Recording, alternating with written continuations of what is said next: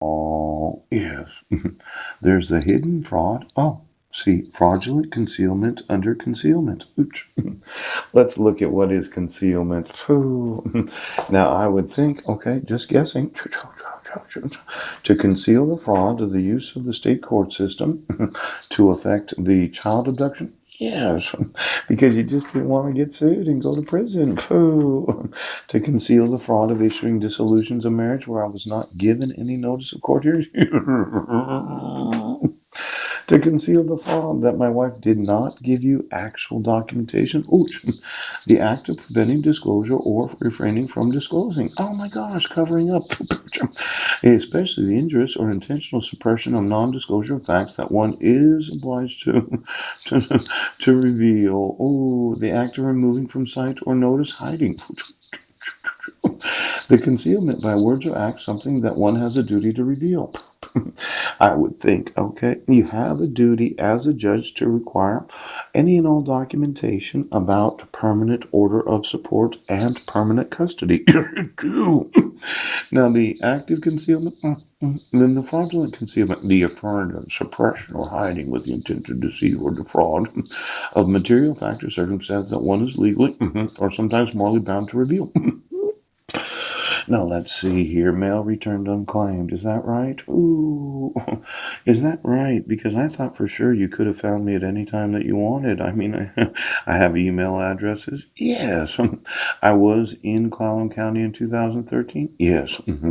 You did know I was staying at Kingsway Foursquare Church because you visited me numerous times when issuing protection orders. Yes.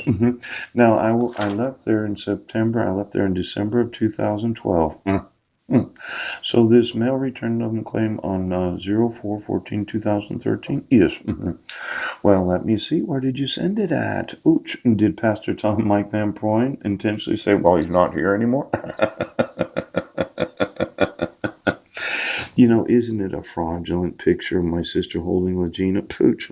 Are you trying to conceal the fact that Mike Van Poyen photoshops photographs of individuals that get paid to be the individual that they're not? Then make some post in Rotarian newsletters. I always thought Rotary was such a reputable organization. It does kind of put a black eye on things, doesn't it? Now these findings and facts and conclusions of the law. Well, in February of 2013, I was probably staying at the Serenity House. Now, let me think about it. I spent Christmas with my grandmother. My uncle and my aunt didn't know where I was at. Shoot.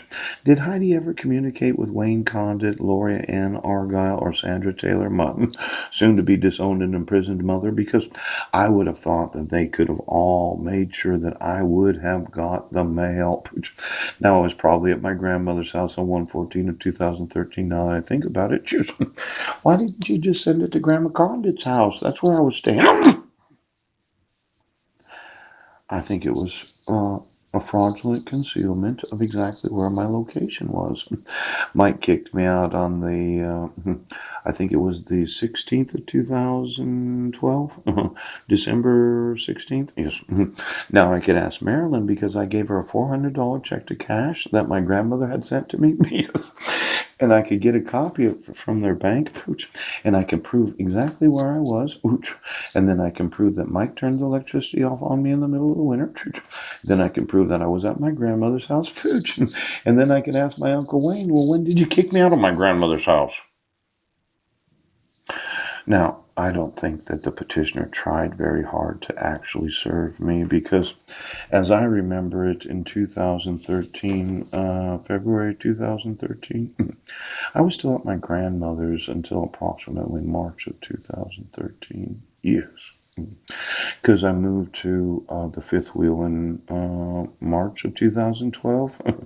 And then Mike turned the electricity off on me, and I spent the Christmas with my grandmother. And it was really a special time. Now, when you really think about not being able to send me something known as a summons to appear in court as a respondent to a dissolution of marriage, and you decided to issue it anyway because they said they couldn't find me when I was at my grandmother's house, and I'm sure all my relatives did know. They did know enough to show up there and kick me out, so they must have known that I was staying there. Now, why don't we ask Wayne Condit, Cooch, Lori Argyle, Sandy Taylor?